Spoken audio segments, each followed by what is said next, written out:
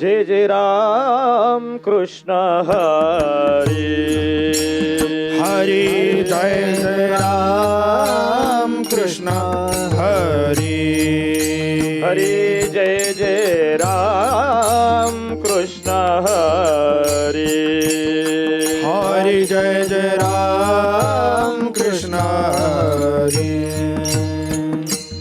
जय जय राम कृष्ण हरी जय जय राम कृष्ण जय जय राम कृष्ण जय जय राम कृष्ण हरि जय जय राम कृष्ण हरि हरी जय जय राम कृष्ण हरी हरि जय जय राम कृष्ण हरि जय जय राम कृष्ण हरि हरि हरि जय जय राम कृष्ण हरि हरी जय जय राम कृष्ण हरि हरि जय जय राम कृष्ण हरि जय जय राम कृष्ण हरी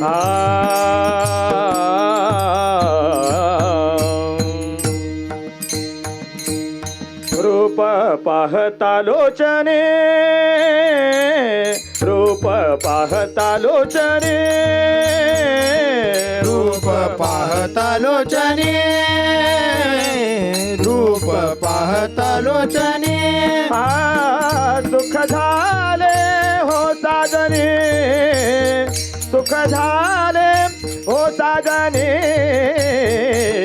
तो हा विठ्ठल बरवा तो हा विठ्ठल बरवा तो हा माधव बरवा तो हा माधव बरवा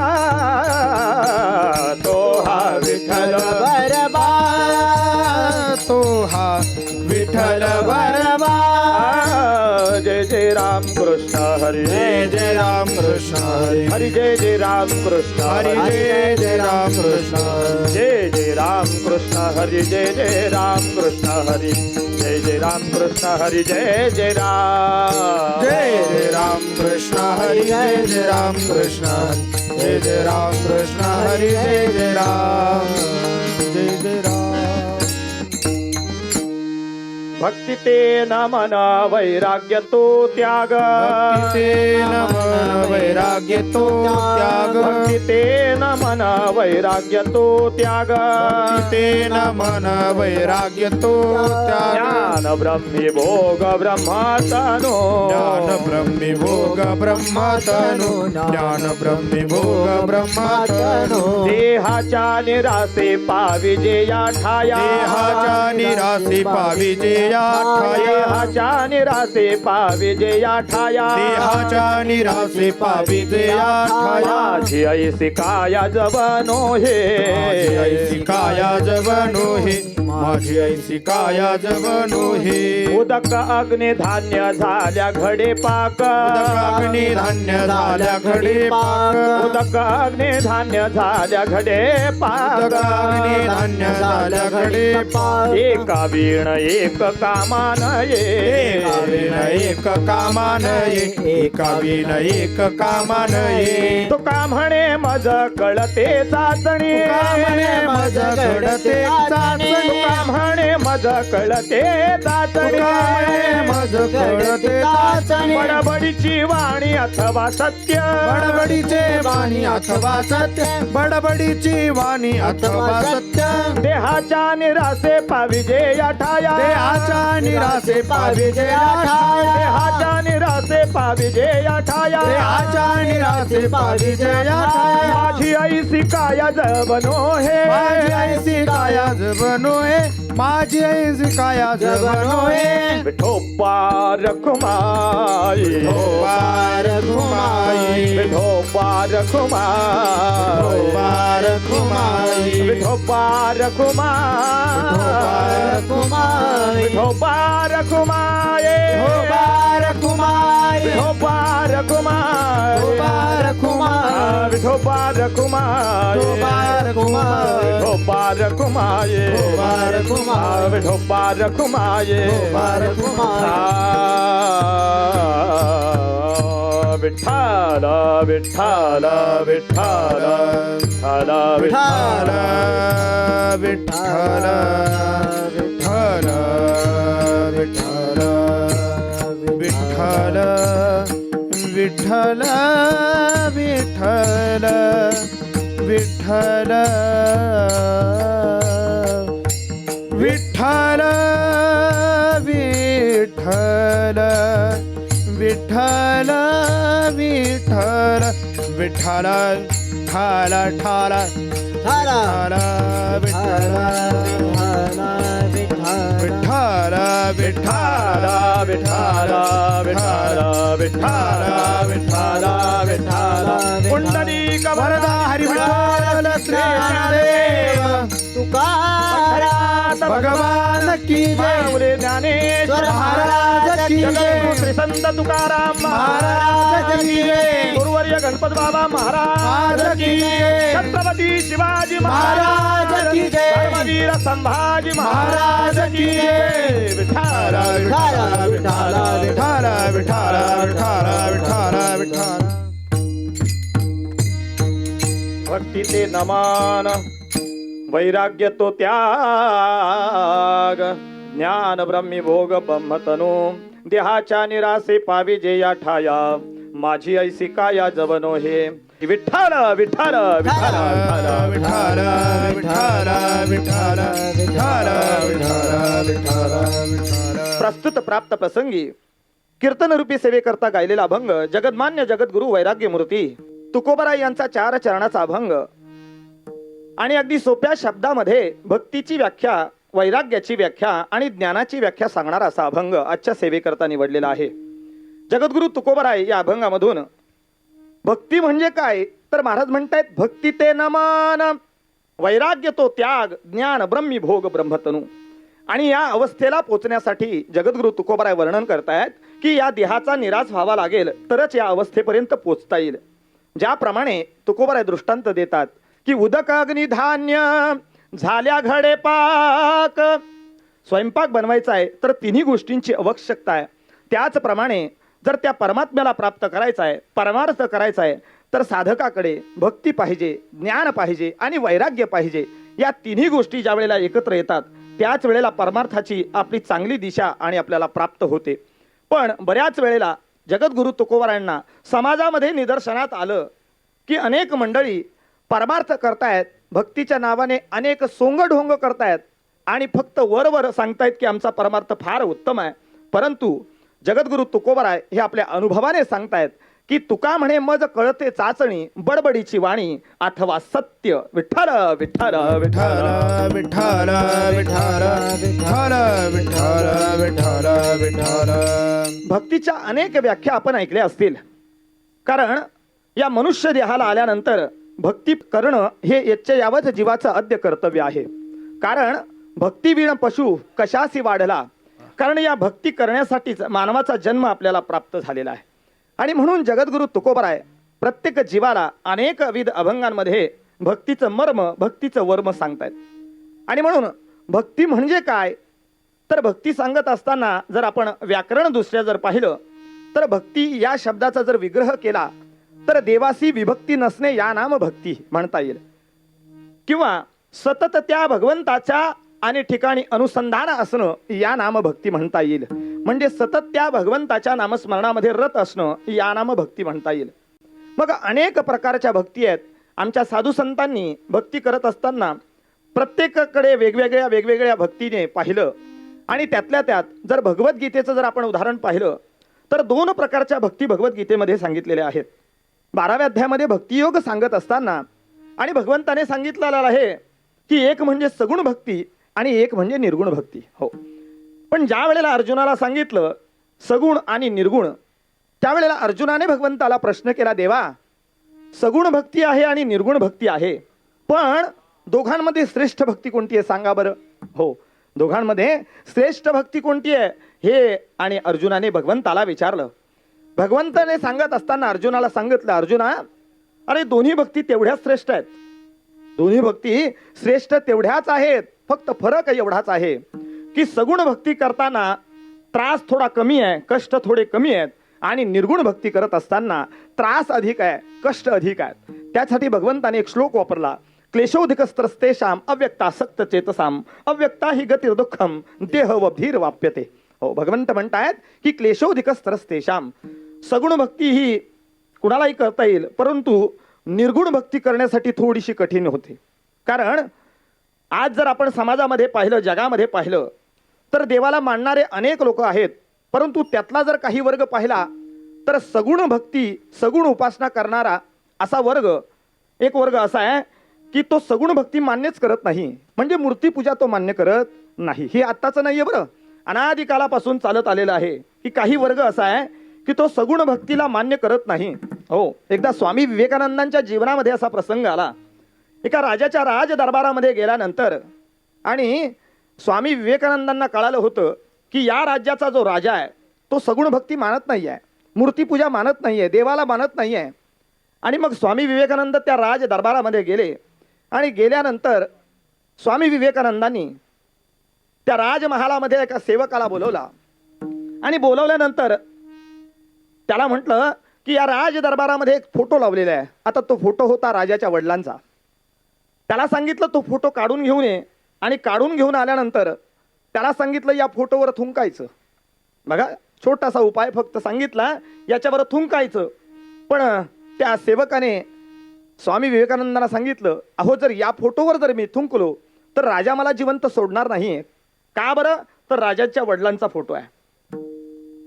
स्वामी विवेकानंदांनी सांगितलं की मी या ठिकाणी आहे, राजाला मी समजावेल. परंतु सेवक ऐकत नाही. आणि मग राजाला समोर बोलवल्यानंतर सांगितलं, राजा या फोटोवर थुंकलं तर चालेल का? राजा म्हटलं, कसं चालेल बरं? कारण हा फोटो आहे तो माझ्या वडिलांचा आहे. या फोटोमध्ये मी माझ्या वडिलांना पाहतो. रोज या दरबारामध्ये आल्यानंतर मी प्रथमतः त्यांचं या फोटोमध्ये दर्शन घेतो.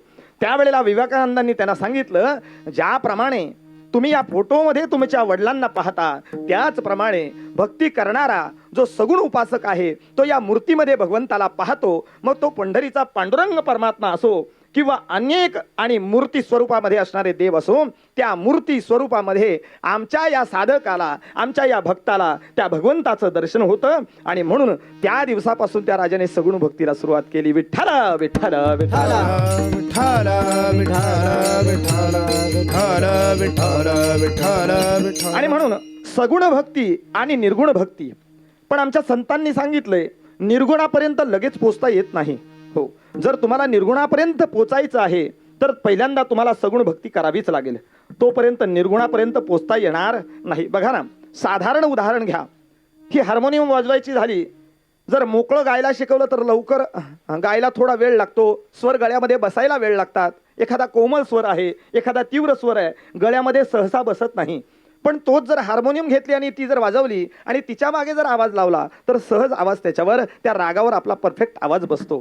त्याचप्रमाणे आमच्या संतांनी सांगितलेलं आहे की सगुणी भजता निर्गुणी पावे. हो, आमचे गुरुवरी एका अभंगामध्ये फार सुंदर वर्णन करायचे. निर्गुणाचे भेटी आलो सगुणा संगे, निर्गुणाचे भेटी आलो सगुणा संगे, निर्गुणाचे भेटी आलो सगुणा संगे, निर्गुणाचे भेटी आलो सगुणा संगे. तव झालो प्रसंगे गुणातीत, तव झालो प्रसंगी गुणातीत, निर्गुणाचे भेटी आलो सगुणा संगे, निर्गुणाचे भेटी आलो सगुणा संगे. हो, महाराज त्या अभंगामध्ये म्हणतायत निर्गुणाचे भेटी आलो सगुणा संगे. कारण सगुण भक्ती करता करता निर्गुणापर्यंत पोहोचता येतं. आणि म्हणूनच सगुण भक्ती आणि निर्गुण भक्ती दोन्ही सारख्याच आहेत. फक्त निर्गुण भक्तीमध्ये कष्ट आहेत आणि सगुण भक्ती करताना सोप्या पद्धतीने जाता येतं. या दोन भक्ती झाल्या. त्याच्याही पुढे आमच्या संतांनी अनेक प्रकारच्या भक्ती सांगितलेल्या आहेत. तुकोबाराय तर एका ठिकाणी तुका म्हणे नवविध भक्ती जाणे तोची.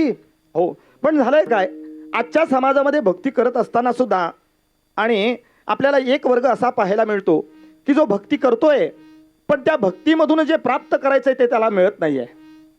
भक्ती करतोय त्या भक्तीमधून जे प्राप्त करायचंय ते मिळत नाहीये.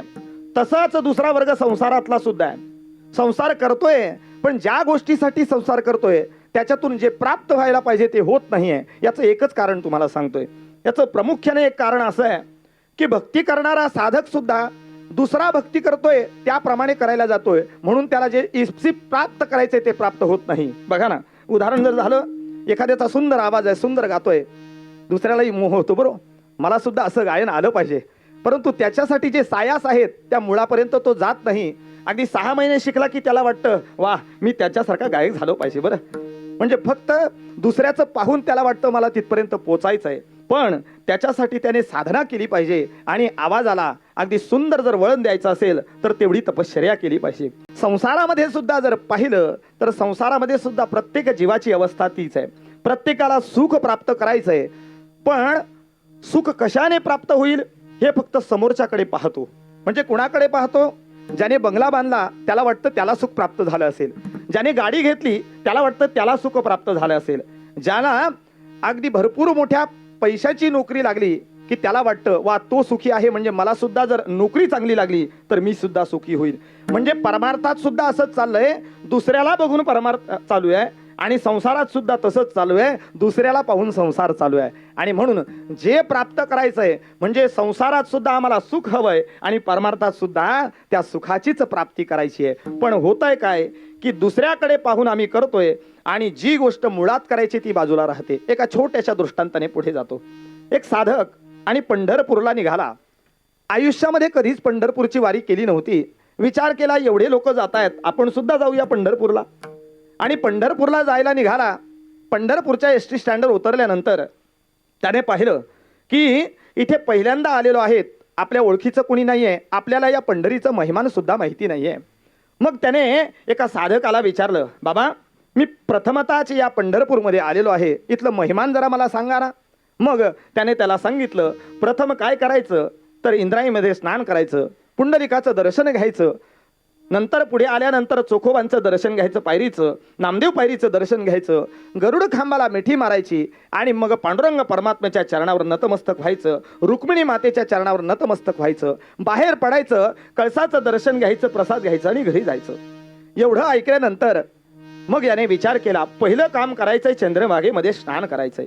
मग हा एकटाच आहे, मग काय करायचं, स्नानाला जायचं कसं, कारण आपल्याकडे पैसा आहे, घड्याळ आहे, कपडे आहेत, कुठे ठेवायचं, तर आपलं सगळं जे आहे ते एका गाठोड्यामध्ये बांधलं आणि त्याच वाळूमध्ये खरडा खोदला आणि त्याच्यामध्ये काय केलं ते ठेवलं आणि वरून वाळू टाकली आणि आंघोळीला जायला निघाला. पण आंघोळीला जाताना निघाल्यानंतर त्याच्या लक्षामध्ये आलं की अरे बापरे, वाळवंट तर एवढं मोठं आहे, एवढ्या मोठ्या वाळवंटामध्ये आपलं गाठोडं पुन्हा आल्यानंतर सापडेल कसं बरे. मग काहीतरी खूण ठेवली पाहिजे. मग खूण म्हणून त्याने काय केलं तर त्या गाठोड्याच्या वर एक भगवान शंकराची पिंडी तयार केली आणि स्नानाला निघून गेला. आंघोळीला गेल्यानंतर हा आंघोळीला जात असताना दुसऱ्याने पाहिलं आणि काय केलं, त्याच्या मनामध्ये शंका उत्पन्न झाली की जर पंढरपूरला आल्यानंतरच इथलं महिमान असेल की आंघोळीला जाताना पहिल्यांदा शंकराची पिंडी तयार करायची आणि मग आंघोळीला जायचं, असं त्याच्या मनामध्ये आलं. आणि हा आंघोळीला गेल्यानंतर हा दुसरा आला, त्यांनी त्याच्या बाजूला एक भगवान शंकराची पिंडी तयार केली. तो आंघोळीला गेला. हा पहिला आंघोळीला गेलेला परत येईपर्यंत ज्या जागेवर गाठोडं ठेवलं होतं त्या जागेवर 100-125 भगवान शंकराच्या पिंडी तयार झाल्या होत्या. आता माझा एकच प्रश्न आहे, पहिल्याने शंकराची पिंडी तयार केली त्याचं कारण होतं आपलं गाठोडं सापडावं म्हणून. आता मला माझ्या प्रश्नाचं उत्तर द्या की इतर सर्वांनी जे काही शंकराची पिंडी तयार केली त्याचं कारण काय असावं बरं. काहीच कारण नव्हतं, फक्त दुसऱ्याने केलेलं आहे म्हणून मी करायचं. आणि हाच परमार्थामध्ये आणि संसारामध्ये चालू आहे. दुसरा करतोय त्याला सुख मिळालं असेल म्हणून मी सुद्धा तसंच केलं तर मला सुख मिळेल. विठ्ठल विठ्ठल विठ्ठल विठ्ठल विठ्ठल विठ्ठल. आणि म्हणून भक्ती करत असताना भक्तीचं वर्म आम्ही जाणलं पाहिजे. कारण भक्तीमध्ये काय प्रथम पाहिजे. आमच्या तुकोबारायांनी नवविधा भक्ती सांगितल्या.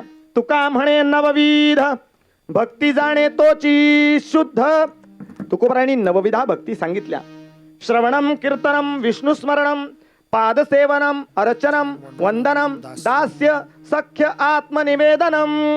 आमच्या जगद्गुरु तुकोबरायांनी सुद्धा नवविधा भक्ती सांगितल्या. आमचं शास्त्र सुद्धा नवविधा भक्ती सांगतं. नवविधा भक्तीमध्ये प्रथम क्रमांक लागतो तो म्हणजे श्रवण भक्तीचा. हो, कारण आमच्या संतांनी आणि श्रवण भक्तीला फार विशेष महत्त्व दिलेले आहे. ज्ञानोबराय सुद्धा ज्ञानेश्वरीमध्ये वर्णन करत असताना प्रारंभी वर्णन करतायत की जो ऐकणारा श्रोता आहे त्या श्रोत्याला ज्ञानोबराय उपमा देत आहेत, तुम्ही महेशाची या मूर्ती मी दुबळा अर्चित से भक्ती. म्हणजे ऐकणाऱ्याला ज्ञानोबरायांनी सुद्धा महेशाची म्हणजे भगवान शंकराची उपमा दिलेली आहे. आणि म्हणून श्रवण भक्ती ही सर्वात श्रेष्ठ आहे. श्रवण भक्तीने परीक्षितीचा आणि उद्धार झाला. आपण अनेक उदाहरणं पाहिली असतील की श्रवणाने अनेकांचा उद्धार झाला, परंतु श्रवण करणाराही तसा पाहिजे बरं का. हा, श्रवण करणाऱ्यामध्ये आणि अनेक प्रकारचे श्रोते आहेत. श्रवण करणाऱ्यामध्ये पहिला श्रोता असा आहे की नळी फुंकली सोनारे इकडून तिकडे गेले वारे. हो, काही जण फक्त ऐकतात आणि इकडे सोडून देतात. दुसरा श्रोता असा आहे ऐकणारा की तो ऐकतो आणि फक्त दुसऱ्याला सांगण्याचं कार्य करतो. हो, परंतु तिसरा श्रोता फार महत्वाचा आहे. तो ऐकतो सुद्धा आणि त्याचं चिंतन मनन करून आपल्या आयुष्यामध्ये आणि बदल घडवण्याचं काम तो करतो. हो, या तीन प्रकारचे श्रोते आहेत.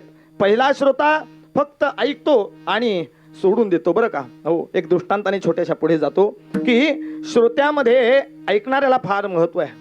एका मूर्तिकाराकडे आणि भरपूर अशा मूर्त्या बनवलेल्या होत्या आणि त्या मूर्त्या एवढ्या काही सुंदर बनवलेल्या होत्या. आपण सुद्धा मूर्त्याच आहेत बरं. हा, त्या भगवंताने निर्माण केलेल्या मूर्त्या आहोत आपण. हो, त्या भगवंताने अशा काही मूर्त्या निर्माण केल्या एक सुद्धा दुसऱ्या मूर्तीसारखी दिसत नाही बरं. प्रत्येकामध्ये काही ना काही वेगळे पण भरलेले त्या भगवंताने. असा तो मूर्तिकार आहे नाही का, आपण भक्तिगीतामध्ये म्हणत असतो.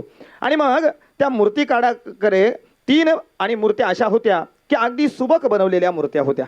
आणि बऱ्याच वेळेला असं होतं जी चांगली गोष्ट असते ती माणूस डिस्प्लेला ठेवत असतो बरं का.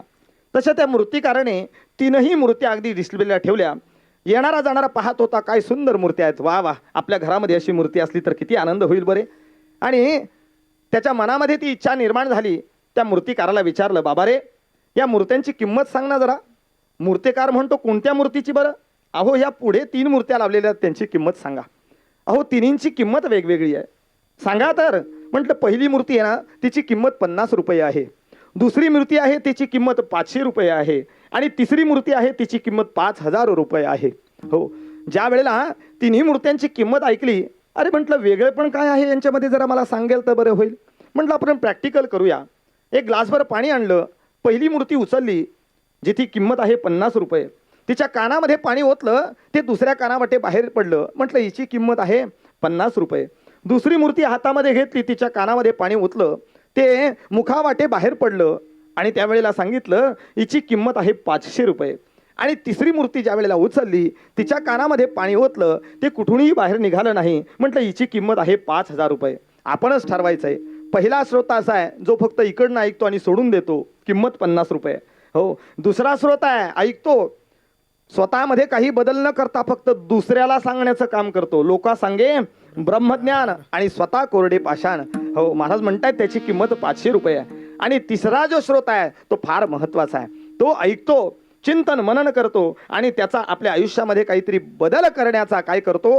हो, आमचे गुरुवर्य अनंत व अपष्टे सांगायचे की ज्ञानेश्वरी संपूर्ण नाही वाचता आली तरी चालेल, अर्धी वाचा. तेवढी नाही वाचता आली 1/4 वाचा. नाही वाचता आली तेवढी तरी आमचे नामदेवराय फार सुंदर सांगतात. नामा मने ग्रंथ, नामा मने ग्रंथ, नामा मने ग्रंथ, श्रेष्ठ ज्ञान देवी. नामा मने ग्रंथ, नामा मने ग्रंथ, नामा मने ग्रंथ, नामा मने ग्रंथ, श्रेष्ठ ज्ञान देवी.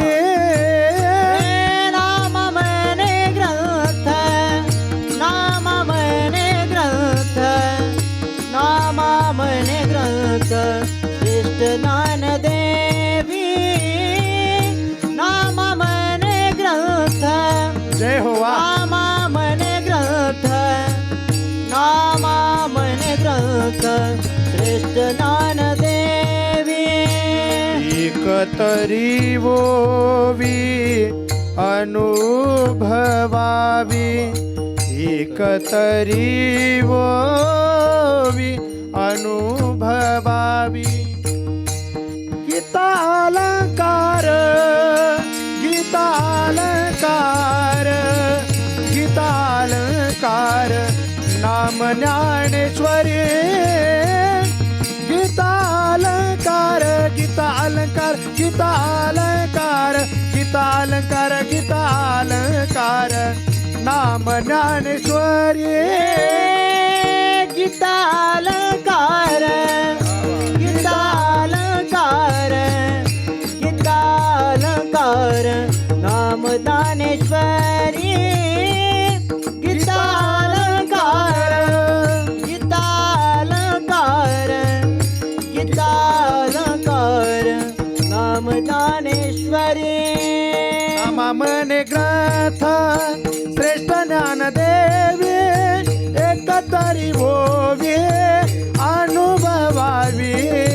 गीता अलंकार नाम ज्ञानेश्वरी ब्रह्मानंद लहरी प्रगट केली. नामा मने ग्रंथ श्रेष्ठ ज्ञान देवी एकतरी होवी अनुभवावी. गीता अलंकार नाम ज्ञानेश्वरी ब्रह्मानंद लहरी प्रगट केली.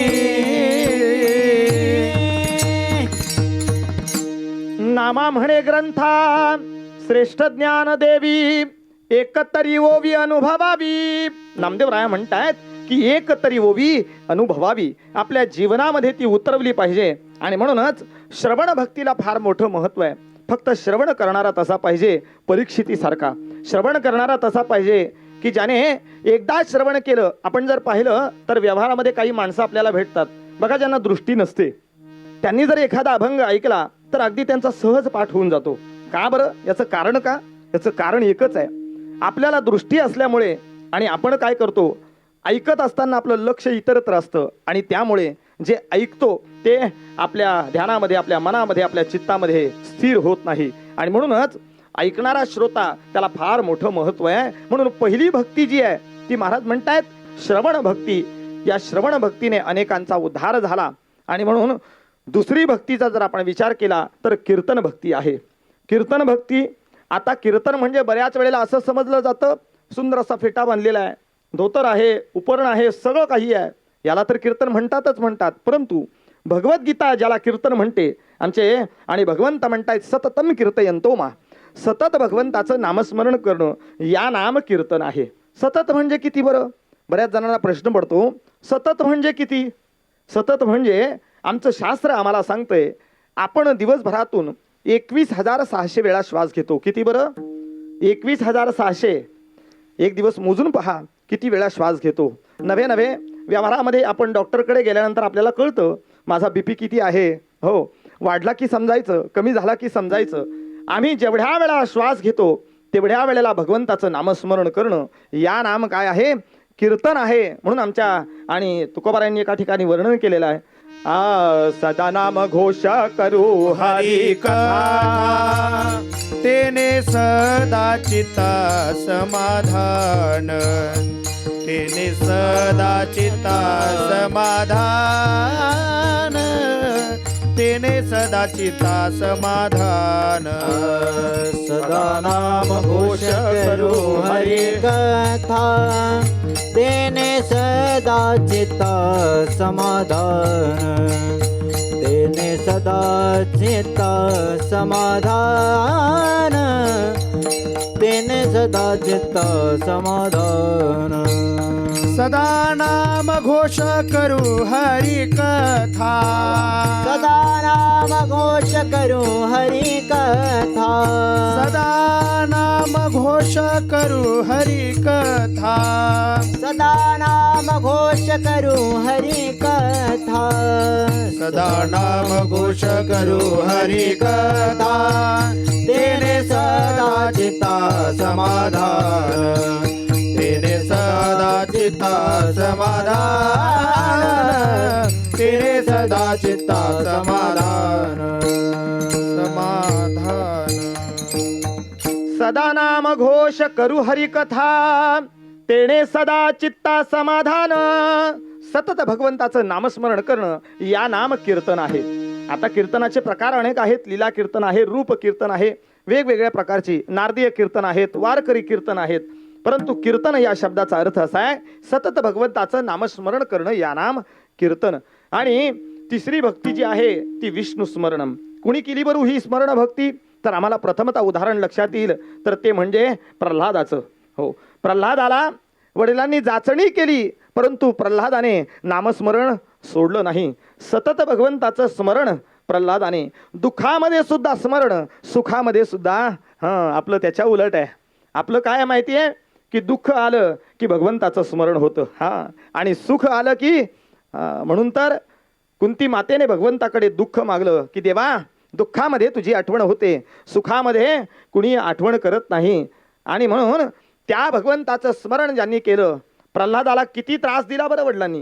हो, अनेक प्रकारे यातना दिल्या परंतु तरी सुद्धा त्या प्रल्हादाने नामस्मरण सोडलं नाही. आणि म्हणून आयुष्यामध्ये सुख येऊ द्या, दुःख येऊ द्या, चढ येऊ द्या, उतार येऊ द्या, परंतु सतत त्या भगवंताचं स्मरण असणं हो हे गरजेचं आहे.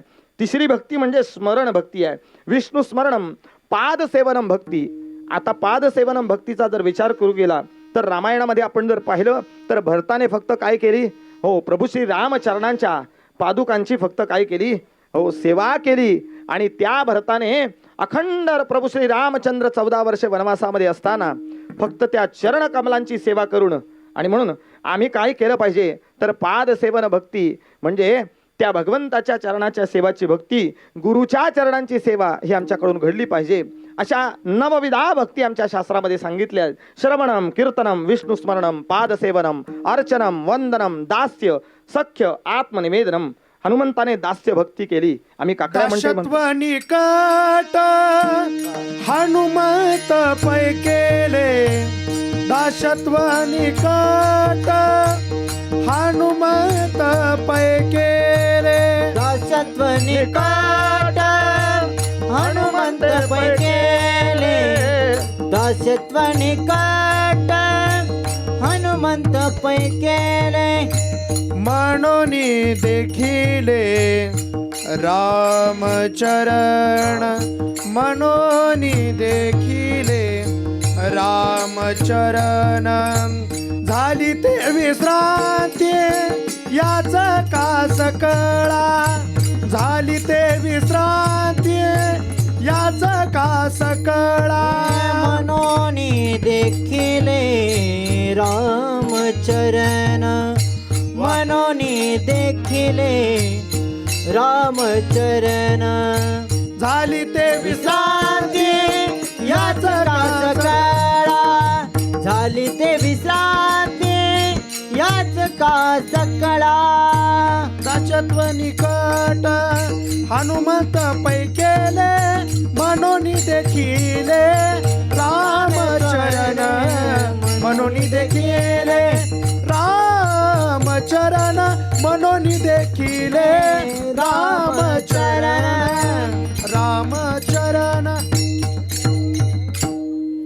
दास्यत्व निकट हनुमंते पै केले, म्हणून देखिले रामचरण. हनुमंतरायाने दास्य भक्ती केली आणि म्हणून प्रभू श्री रामचंद्रांची भेट हनुमंतरायाला झाली.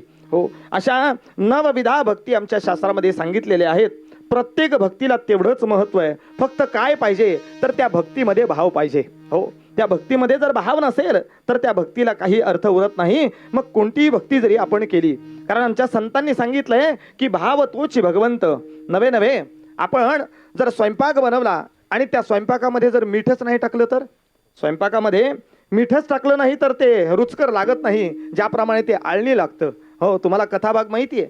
महालक्ष्मीच्या आणि त्या व्रतामध्ये एक कथाभाग सांगितला जातो की ज्या वेळेला ती सुरतचंद्रिका राणी आणि माहेरी गेली, माहेरा गेल्यानंतर ती परत आल्यानंतर राजाने तिला विचारलं माहेराहून काय आणलं बरं?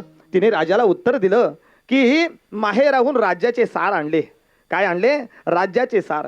राजा विचारतो अगं जरा व्यवस्थित सांग, राज्याचे सार म्हणजे काय आणले बरं? तेव्हा तिने सांगितलं की वेळ आल्यानंतर मी नक्की तुम्हाला सांगेल बरं. मग त्या दिवशी तिने सर्व जेवण आळणी बनवायला सांगितलं आणि राजा जेवायला बसल्यानंतर जेवण आळणी लागलं आळणी लागल्याबरोबर राजाने सांगितलं जेवण रुचकर लागत नाही. मग त्या राणीने मीठ आणलं आणि जेवणामध्ये घातलं. घातल्याबरोबर जेवण रुचकर झालं. त्यावेळेला त्या राणीने सांगितलं हेच ते राज्याचे सार. त्याप्रमाणे ज्याप्रमाणे स्वयंपाकामध्ये मीठ जर नसेल तर स्वयंपाकाला चव नाही, त्याला अर्थच नाही आहे. तसं भक्तीमध्ये जर भाव नसेल तर त्या भक्तीला काही अर्थ उरत नाही. आणि म्हणून भक्तीमध्ये भाव प्रधान आहे. आणि म्हणून आमच्या संतांनी सांगत असताना कोणतीही भक्ती असू द्या, श्रवणम कीर्तनम विष्णुस्मरणम पादसेवनम अर्चनम वंदनम सख्य आणि दास्य आत्मनिवेदनम अशा नवविधा भक्ती आमच्या संतांनी सांगितल्या. आणि म्हणून अशा भक्तीच्या अनेक व्याख्या आपण या ठिकाणी पाहिल्या. परंतु जगद्गुरु तुकोबारायांनी त्याच्याही वेगळी व्याख्या आजच्या या अभंगाच्या प्रथम चरणामध्ये जगद्गुरु तुकोबाराय भक्ती ते नमन वैराग्य तो त्याग, भक्ती ते नमन वैराग्य तो त्याग, भक्ती ते नमन वैराग्य तो त्याग, भक्ती ते नमन वैराग्य तो त्याग, भक्ती ते नमन वैराग्य तो त्याग, वा वा जय हो. भक्ती ते नमन वैराग्य तो त्याग, भक्ती ते नमन वैराग्य तो त्याग, भक्ती ते नमन वैराग्य तो त्याग, ज्ञान ब्रह्मी भोग ब्रह्मातनु, ज्ञान ब्रह्मी भोग ब्रह्मातनु, देहाच्या निरासने पावी जोया ठाया, देहाच्या निरासने पावी जोया ठाया, ज्ञान ब्रह्मी भोग ब्रह्मतनु, ज्ञान ब्रह्मी भोग ब्रह्मातनु, देहाच्या निरासने पावी जोया ठाया, देहाच्या निरासने पावी जोया ठाया.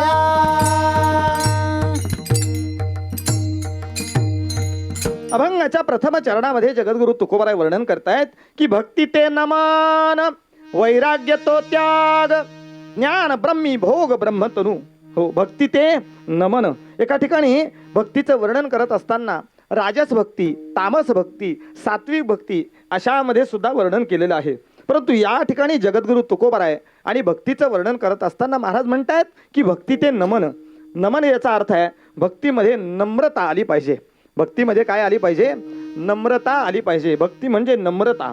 कारण का तर आमच्या संतांनी सांगितलेलं आहे जो त्या पंढरीश परमात्म्याचा साधक किंवा वारकरी झाला त्याच्या अंगामध्ये नम्रता आल्याशिवाय राहत नाही. नम्र झाला भूता तेने कोंडिले आणता, तेने कोंडिले आणता, तेने कोंडिले आणता, झाला भूता तेने कोंडिले आणता, तेने कोंडिले आणता, तेने कोंडिले आणता. नम्र झाला भूता तेणे कोंडिले अनंता. परमार्थामध्ये आणि नम्रतेला फार मोठं महत्व आहे. आमच्या तुकोबारायांनी वर्णन केले पंढरीच्या लोका नाही अभिमान, पाया पडे जन एकमेका. म्हणून तर जो वारकरी आहे तो आम्हाला नम्र दिसतो. हो, मोठा लहान असा भेदभाव मानत नाही. हो, सर्वांच्या चरणावर नतमस्तक होतो. म्हणजे नम्रता अंगी आली पाहिजे. आणि म्हणून महाराज या ठिकाणी वर्णन करतायत भक्ती म्हणजे काय तर भक्ती म्हणजे नम्रता. भक्ती म्हणजे नम्रता. आणि ती नम्रता जर अंगी आली तर खरं भक्तीचं महत्व, खरं भक्तीचा अर्थ आपल्याला कळेल. हो, महाराज पुढे सांगतायत की भक्ती ते नमन वैराग्य तो त्याग. हो, वैराग्य तो त्याग. आता अनेक जणांना वैराग्य निर्माण होतो बरं का. बरीच मंडळी अशी असतात की वारी निघाल्यानंतर बऱ्याच जणांना वैराग्य निर्माण होतं, पण ते वैराग्य फक्त काही काळ टिकण्यापुरतं असतं बरं का. हां, दिंडीला आले ना की तेवढ्या 10-15 दिवसामध्ये त्यांच्या मनामध्ये एवढी काही त्या भक्तीबद्दल आणि वैराग्य निर्माण होतं की आता मी आल्यानंतर माळकरी होणार, हो, आणि आळंदीला आल्यानंतर तो माळकरी होतो सुद्धा. बरं, आमच्याकडनं येणाऱ्या दिंड्या माळकरी होतो सुद्धा, परंतु घरी गेल्यानंतर ते वैराग्य टिकून राहत नाही त्याचं. याला कारण काय? तर ते वैराग्य फक्त काही काळापुरता, काही वेळेपुरता. काही माणसं त्यांना वैराग्य निर्माण होतं, पण ते कशामधून? घरामध्ये काहीतरी भांडणं आहेत, कटकटी आहेत, म्हणून वैराग्य निर्माण होतं. आणि एकदा का ते भांडण मिटलं की त्यांचं वैराग्य संपतं. बरं का, महाराज म्हणतायत वैराग्य तो त्याग. वैराग्य तो त्याग याचा अर्थ असा आहे की बऱ्याच वेळेला आपल्याकडे ज्या गोष्टी मुबलक प्रमाणात आहेत, परंतु तरी सुद्धा त्या वाईट असल्यामुळे त्यांचा त्याग आपल्याकडून घडत नाही. हां, बघा, एखाद्याच्या घरी पुष्कळ प्रमाणामध्ये दूध आहे, भरपूर प्रमाणामध्ये दूध आहे, आणि त्याच्यानंतर त्याने म्हटलं, दूध असल्यानंतर त्याने म्हटलं मी दुधाचा त्याग केलेला आहे. हो, आहे आणि त्याग केला याला महत्व आहे. एखादी गोष्ट नाहीच, एखाद्याच्या घरी दूधच नाही आहे आणि त्याने सांगावं मी दुधाचा त्याग केलेला आहे, जमेल का? नाही, नाही. ज्याच्याकडे नाही तेच त्याला त्याग केला असं म्हणता येणार नाही. तद्वत आमच्याकडे आणि वैराग्य, कारण वैराग्याची व्याख्या करत असताना आमच्या संतांना जे वैराग्य प्राप्त झालं, तुकोबारायांच्या जेवणामध्ये आम्ही जर पाहिलं तर तुकोबारायांनी संपूर्ण जे काही आपल्याकडे होतं तेवढं सगळं दान करून टाकलं आणि संपूर्ण संसारावर पाणी सोडलं आणि फक्त आणि परमार्थ केला, याला म्हणावं त्याग. असल्यानंतर ते सगळ्यावर पाणी सोडून आणि परमार्थाला लागणं याला त्याग म्हणतात. आणि तिसरी व्याख्या महाराज सांगतायत ज्ञान ब्रह्मी भोग ब्रह्मतनु. शब्द थोडा ऐकायला जड वाटतो आपल्याला, पण महाराज म्हणतायत ज्ञान कशाला म्हटलेलं आहे? आता ज्ञान वेगवेगळ्या प्रकारचं ज्ञान आहे. बरं, प्रत्येकाकडे, तुमच्याकडे गायनाचं ज्ञान आहे, यांच्याकडे वाजवण्याचं ज्ञान आहे, हो, प्रत्येकाकडे वेगवेगळं ज्ञान आहे. आमच्या ज्ञानोबारायांनी आणि ज्ञानेश्वरीमध्ये जे ज्ञान सांगितलंय ते अगाध असं ज्ञान सांगितलंय. काय तर त्या ज्ञानाला उपमा नाही आहे. ज्ञानाचा सागर सखा माझा ज्ञानेश्वर. विठ्ठल विठ्ठल विठ्ठल विठ्ठल विठ्ठल विठ्ठल विठ्ठल विठ्ठल विठ्ठल विठ्ठल